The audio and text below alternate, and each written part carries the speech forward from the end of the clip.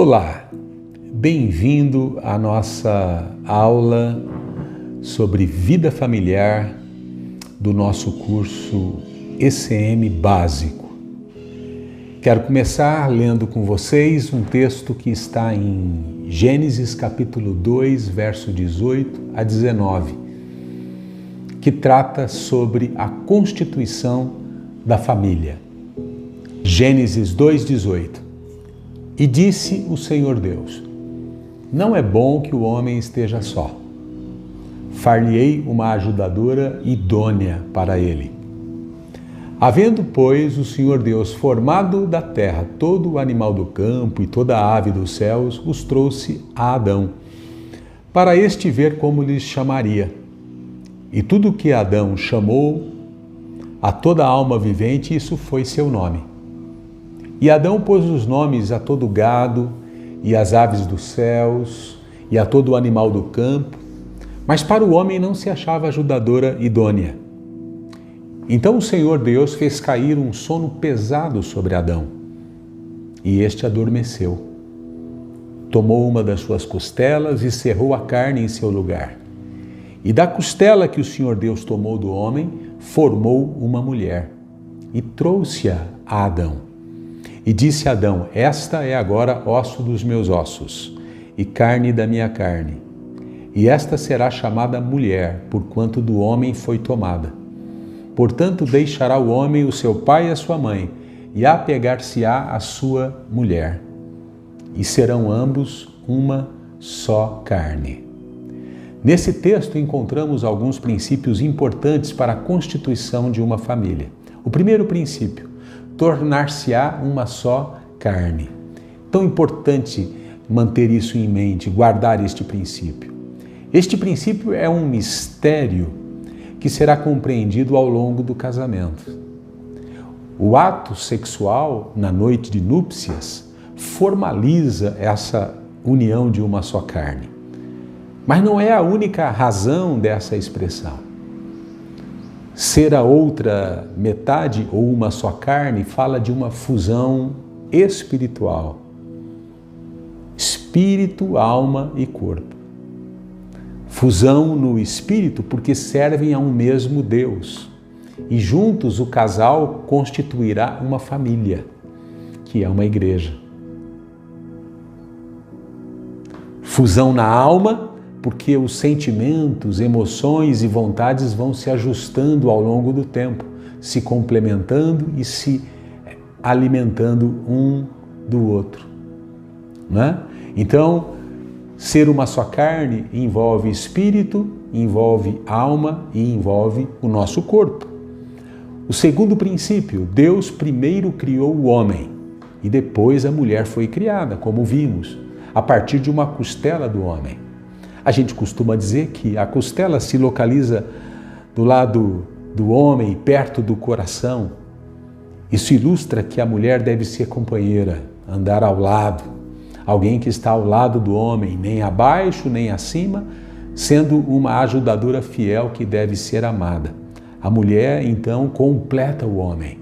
O homem seria incompleto sem a mulher e vice-versa. Terceiro princípio: Eva foi retirada de Adão, não foi formada separadamente. Apesar de ser criada a partir de Adão, homem e mulher possuem características bem diferentes, possuindo qualidades que são complementares. O homem foi criado com força muscular, com resistência a trabalhos físicos, com um pensamento mais racional do que a mulher. A mulher é mais frágil fisicamente, porém capaz de suportar as dores de um parto, coisa que os homens dificilmente suportariam. A mulher é mais emocional do que racional. Embora isso varie muito de um casal para o outro, se diz que o homem vê as coisas com um telescópio, né? À distância, e a mulher por um microscópio. Deus criou Eva, né, para complementar Adão e colocou em cada parte habilidades e competências diferentes, né? Isso é bom, né? Homem e mulher com habilidades e competências diferentes saber disso, respeitar isso, abençoará o nosso relacionamento familiar. Quarto princípio, o casal deverá deixar pai e mãe, né? Isso não significa que se deve cortar relações com os pais, obviamente que não. A Bíblia diz que a gente tem que honrar pai e mãe, mas é preciso saber separar as coisas. Significa estabelecer um relacionamento prioritário, né? Como a gente costuma dizer, um relacionamento principal com o cônjuge. Laços emocionais doentios e dependência afetiva severa dos pais devem ser eliminados e curados e não transferidos para o casamento. Aos casais, né, homens e mulheres, foram criados de forma diferente dentro do lar. Cada um desempenha funções e papéis diferentes que chamaremos de responsabilidades. Tão importante isso, né? Vamos falar um pouquinho de papéis, papel do homem e papel da mulher. Vamos começar com o homem. Entendemos ser responsabilidade primária do homem a liderança espiritual de sua casa. Muitos homens se acomodam ao perceberem a mulher desempenhando esse papel de liderança espiritual, mas não deveriam agir dessa maneira. Por mais fundamental que seja a contribuição da mulher nessa área, o homem não pode omitir-se. É muito importante que ele assuma essa liderança. O homem deve ser aquele que busca a Deus para que tenha uma visão e direção para a sua família. Deve ser aquele que abençoa e provê a ministração espiritual que sua família precisa. Deve tomar a iniciativa da oração, deve estimular toda a família a lerem passagens das Escrituras vez ou outra. Ser um líder espiritual em casa implica em valorizar a palavra de Deus no contexto da família, demonstrar compromisso com o reino de Deus e orar por cada membro de sua casa. 1 Coríntios capítulo 11, verso 3, deixa claro, né, o homem como o cabeça do lar. Isso não inferioriza a mulher, nem deveria, muito pelo contrário, dignifica a função da mulher como companheira e ajudadora. É muito importante entendermos a liderança do ponto de vista bíblico, que é exatamente inverso ao conceito secular de liderança. Liderança, na perspectiva bíblica, é antes de tudo servir, apontar o melhor caminho e ser um exemplo no amor a Deus e ao próximo. Liderança não é sentar-se na cadeira e esperar que todos nos sirvam. A liderança bíblica, ela é uma liderança servidora. Você pode ler isso lá em Mateus capítulo 20, do verso 24 ao 28, aí na sua Bíblia, né? Muito importante. O papel do homem também é ser provedor. Gênesis capítulo 3, verso 17 a 19, você pode conferir aí na sua Bíblia, mostra isso. O homem foi criado por Deus para cultivar a terra. Isso é trabalho. O trabalho desenvolve o caráter do homem. Obviamente que a queda ou o pecado que gerou a queda trouxe algumas dificuldades adicionais ao esforço físico, né? Segundo o texto demonstra.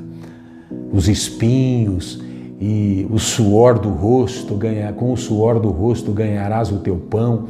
Tudo isso são reflexos da queda. Porém, fica evidente que o homem deverá trabalhar, e trabalhar duro, pelo pão nosso de cada dia, né? Um outro texto muito importante está em Efésios capítulo 5, verso 25. Ali diz que o que Deus espera do homem na relação matrimonial, o amor sacrificial. O homem deve amar a sua esposa como Cristo amou a igreja. O amor sacrificial, ou esse amor ágape, é aquele que permanece firme quando a esposa adoece. Quando a TPM vem trazer irritação e desequilíbrio, muitas vezes emocional, quando a esposa gera uma criança e fica emocionalmente carente, é nessas horas, ou são nessas horas difíceis, que o homem tem que estar presente. O amor sacrificial difere do romântico no que se refere à profundidade. O amor sacrificial é mais profundo. O amor romântico é necessário, mas quando aparecem as dificuldades, é o amor sacrificial que vai sustentar o relacionamento. Jesus amou tão profundamente, que deu sua própria vida em favor da igreja. Vamos falar um pouquinho da mulher agora. Mesmo texto, né? Efésios capítulo 5, verso 22 a 24. Anota aí para você conferir na sua Bíblia. Paulo diz às mulheres nesse texto: sujeite-se cada uma a seu marido, como ao Senhor. Submissão, uma palavra tão distorcida e que tão mal interpretada, em nosso entendimento, é uma obediência inteligente e voluntária. Veja bem, inteligente e voluntária. Ela não é uma obediência cega e nem pode ser involuntária ou forçada. É preciso que a mulher respeite a condição de autoridade do seu marido. Mas isso é feito com inteligência e de forma voluntária. Já vimos nos textos que lemos que Deus estabeleceu o homem como o cabeça do lar, da família. E a mulher se coloca ao lado dele para que ele possa desempenhar essa função.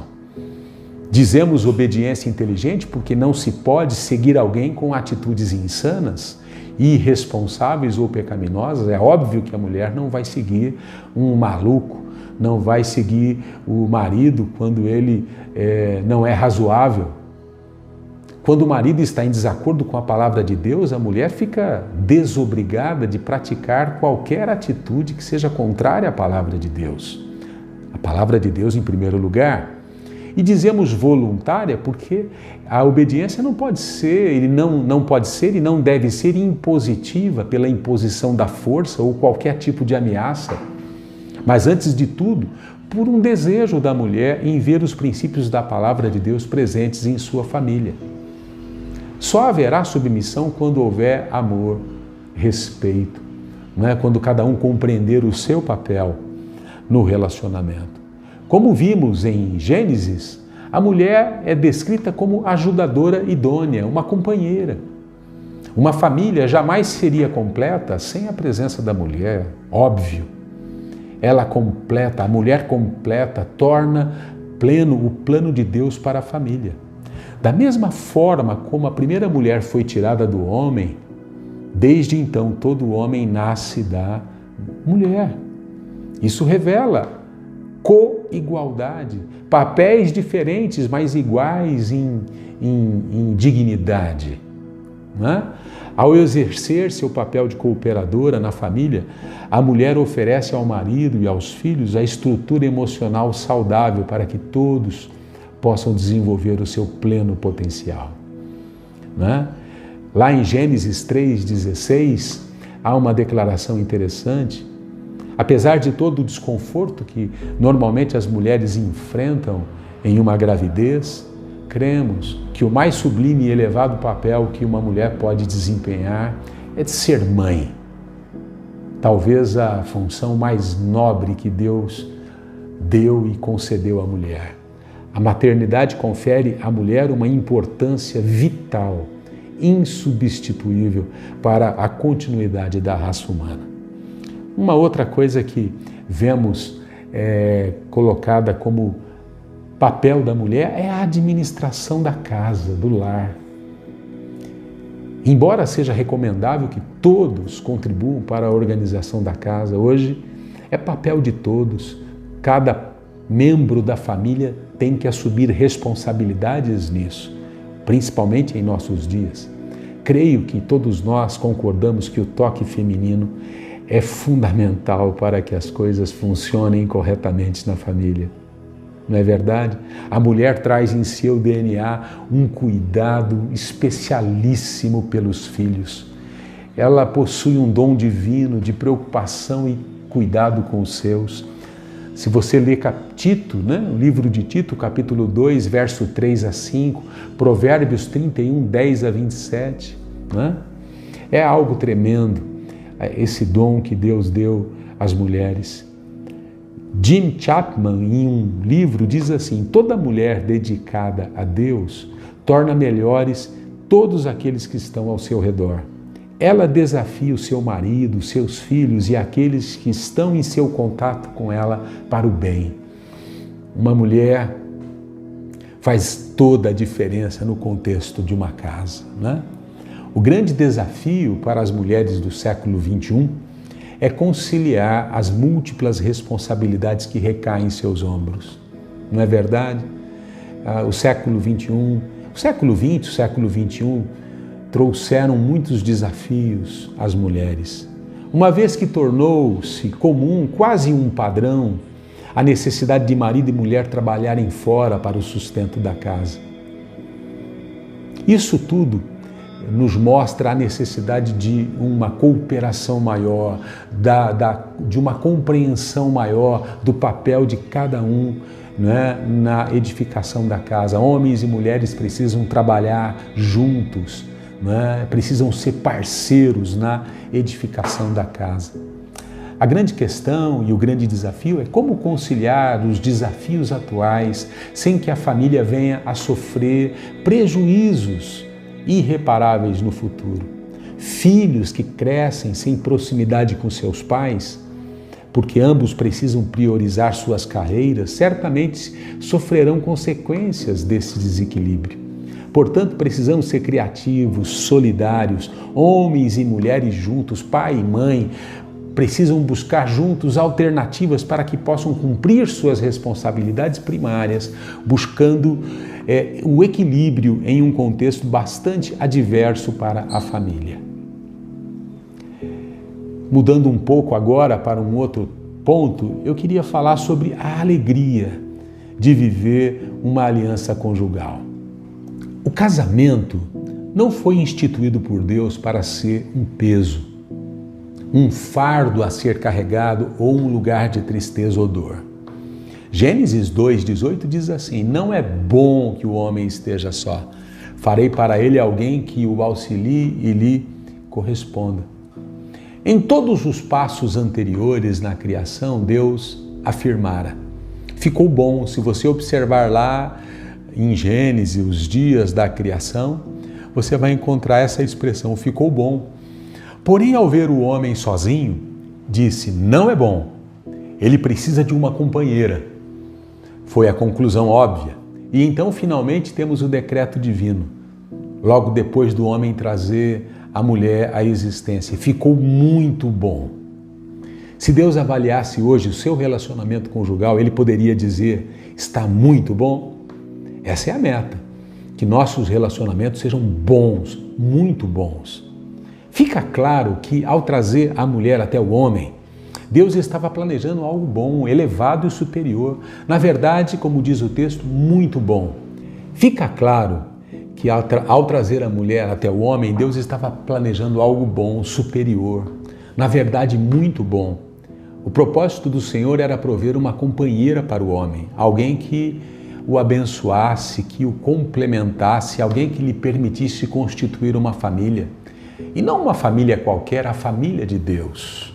Então podemos concluir que o casamento é um lugar de deleite físico, espiritual e emocional, Vamos lembrar de um princípio antigo. Lá em Deuteronômio 24, verso 5, diz assim: todo o homem recém-casado deve ficar em casa por 1 ano e fazer feliz a mulher com quem se casou. Era um princípio de guerra isso, ninguém poderia sair para a guerra, ninguém poderia ir para uma guerra se fosse recém-casado. Essa é a expectativa de Deus para o nosso casamento, um lugar onde os cônjuges buscam promover a alegria do outro. Unidade completa, resultado de uma só carne. O homem foi criado por Deus como um ser de 3 partes: espírito, alma e corpo. 1 Tessalonicenses capítulo 5, verso 23. Para o casamento, Deus idealizou que o homem e a mulher tivessem completa unidade, em todas as três partes do ser, espiritualmente, emocionalmente e fisicamente. Gênesis capítulo 2, verso 24, indica a unidade física, eles serão uma só carne. Gênesis 2, 25, indica a unidade da alma. Diz ali que eles estavam nus e não se envergonhavam. Eles não tinham nada para esconder, tudo era transparente e havia entendimento e consentimento mútuo. Portanto, não havia confusão entre eles. Homem e mulher estavam alinhados em propósito e direção. Malaquias capítulo 2, verso 15, o último livro do Velho Testamento, indica a unidade do Espírito. Não foi o Senhor que os fez um só? Em corpo e em espírito, eles lhe pertencem. É tremendo isso que Deus faz no casamento, O relacionamento idealizado por Deus para nós contempla a transparência no corpo, na alma e no espírito. Essa condição nos possibilita liberdade para sermos nós mesmos, abertamente e honestamente. Esse é o plano de Deus para uma só carne. Falando do aspecto físico, o matrimônio foi idealizado para que o casal desfrute de deleite físico, da plenitude do ato sagrado do sexo. Sexualidade é uma bênção de Deus para o casal. Olha o que diz Provérbios capítulo 5, verso 18. Seja bendita a sua fonte, alegre-se com a esposa da sua juventude, gazela amorosa, corça graciosa, que os seios de sua esposa sempre o fartem de prazer e sempre o embriaguem os carinhos dela. Deus espera que o casal desfrute de intimidade física e sexual. O diabo trouxe tanta perversão, confusão, mas Deus tem esse propósito lindo e maravilhoso para a vida conjugal. Deleite emocional também. A realização física proveniente do contato íntimo dos cônjuges é importantíssima, mas não é tudo. Se nós focamos apenas na intimidade física e nos esquecemos do aspecto emocional, vamos ter problemas. Há uma dimensão de deleite emocional que as Escrituras chamam de desfrutar a vida junto com o seu cônjuge. Envolve a alegria de se construir um lar juntos, gerar e criar filhos, envelhecer juntos em bela amizade e parceria. Casamento é lugar de amizade, de parceria, Isso é muito importante. E por último, olha o que diz Eclesiastes 9, verso 9. Desfrute a vida com a mulher a quem você ama, todos os dias desta vida sem sentido que Deus dá a você debaixo do sol. Pois essa é a sua recompensa na vida pelo seu árduo trabalho. Desfrute a vida com a sua companheira. Por último, o deleite espiritual. Além do deleite físico e emocional, é importante destacar o aspecto da realização espiritual. Provérbios 18, 22 diz assim: quem encontra uma esposa encontra algo excelente, recebeu uma bênção do Senhor. A mulher é uma bênção espiritual na nossa vida e nós, homens, devemos ser uma bênção espiritual na vida das nossas esposas. Pedro revela essa parceria espiritual que existe entre homem e mulher, afirmando que devemos ser sábios no relacionamento com nossas mulheres, que devemos tratá-las com honra, como sendo elas a parte mais frágil e coerdeiras do dom da graça da vida. 1 Pedro capítulo 3, verso 7. Dê uma olhadinha e veja que interessante. Marido e esposa desfrutando da mesma realidade espiritual é uma bênção poderosa para o relacionamento conjugal. Quando marido e mulher estão debaixo da mesma direção espiritual, algo tremendo vai acontecer naquela família, Quando um casal compartilha a mesma fé, vivem intensamente essa fé, amadurecem espiritualmente e emocionalmente, aprendem a valorizar um ao outro e, consequentemente, são capazes de alcançar a plena realização física. Sabe, eu costumo dizer que o fracasso na vida sexual começa com o fracasso na vida espiritual e na vida emocional. Estas três chamas, chamas do amor, precisam caminhar juntos. Nossa vida espiritual, emocional e nossa vida sexual, né?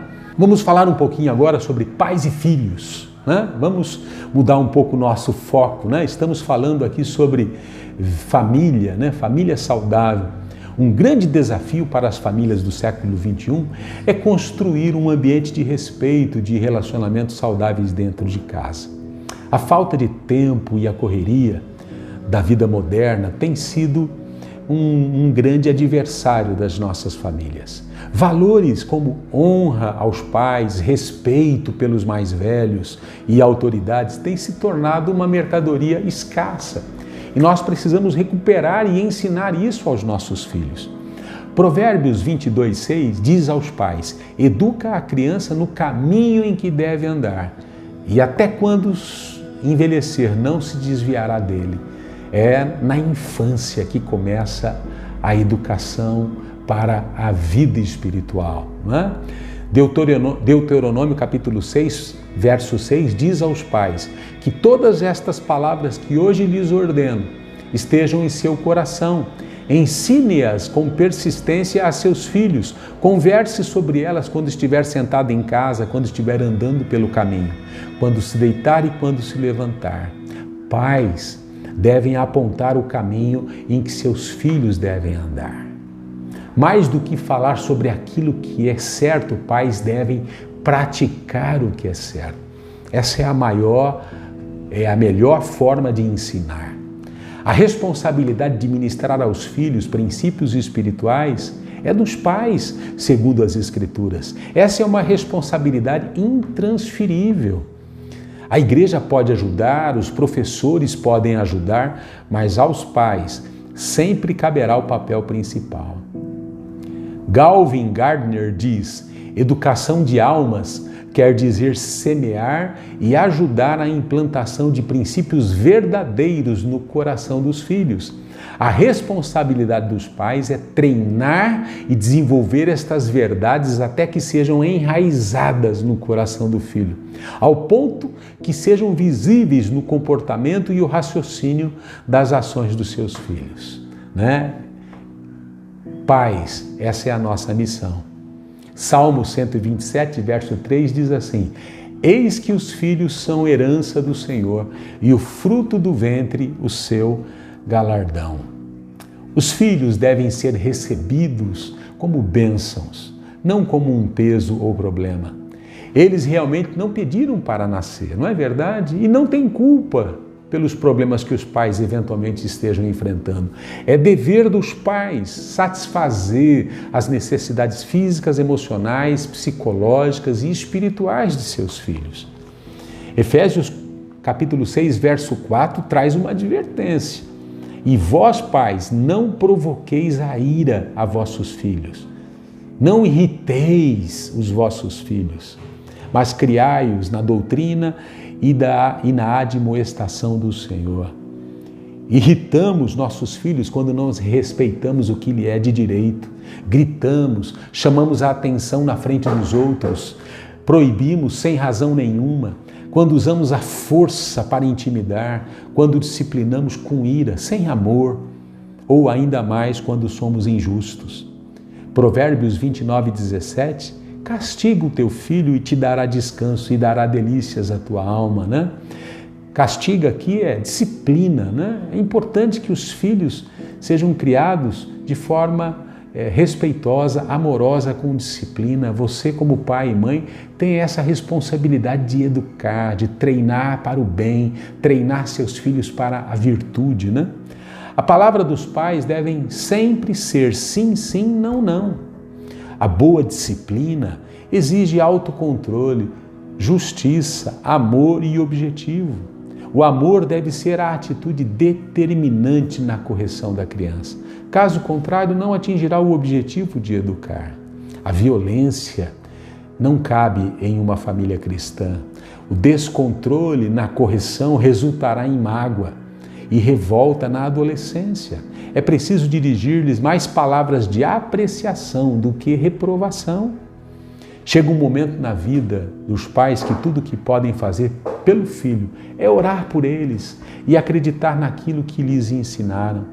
Os filhos são herança que Deus confia a todos nós. Nosso papel é criá-los e deixá-los ir, seguir a vida no nome de Jesus.